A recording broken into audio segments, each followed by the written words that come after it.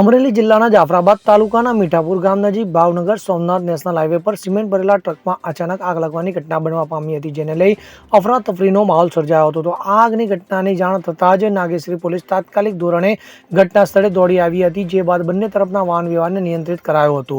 તો ફાયર બ્રિગેડની ટીમે પણ ઘટના સ્થળે દોડીને આગ ઉપર પાણીનો મારો ચલાવ્યો હતો, જે બાદ આગને કાબૂમાં લેવામાં આવી હતી. તો આ આગ એટલી ભીષણ હતી કે મોટાભાગનો ટ્રક બળીને ખાખ થઈ જવા પામ્યો હતો. તો આગના કારણે હાઈવે પર ચારે તરફ ધુમાડો ફેલાઈ ગયો હતો, જેના કારણે વાહન ચાલકોને પણ મુશ્કેલીનો સામનો કરવો પડ્યો હતો. નોંધપાત્ર બાબત એ છે કે આ પ્રકારની ઘટના આ વિસ્તારમાં પહેલી વખત નથી બની. અગાઉ પણ હાઈવે પર ટ્રકમાં આગ લાગવાની ઘટનાઓ બની ચૂકી છે. તો આ ઘટનામાં આગ કેવી રીતે લાગે તે મામલે હજી સુધી કોઈ ચોક્કસ કારણ સામે આવ્યું નથી. તો આ નાગેશ્રી પોલીસે આ મામલે તપાસ શરૂ કરી છે અને આગ લાગવાનું કારણ શોધવાની કવાયત હાથ ધરી છે. Bureau report CN24 news. હવે જુઓ દેશ દુનિયાની તમામ ખબરો તમારી આંગળીના ટેરવે. ઉઠાવો મોબાઈલ અને ગૂગલ પ્લે સ્ટોર પરથી ડાઉનલોડ કરો અમારી CN24 ન્યૂઝ મોબાઈલ એપ.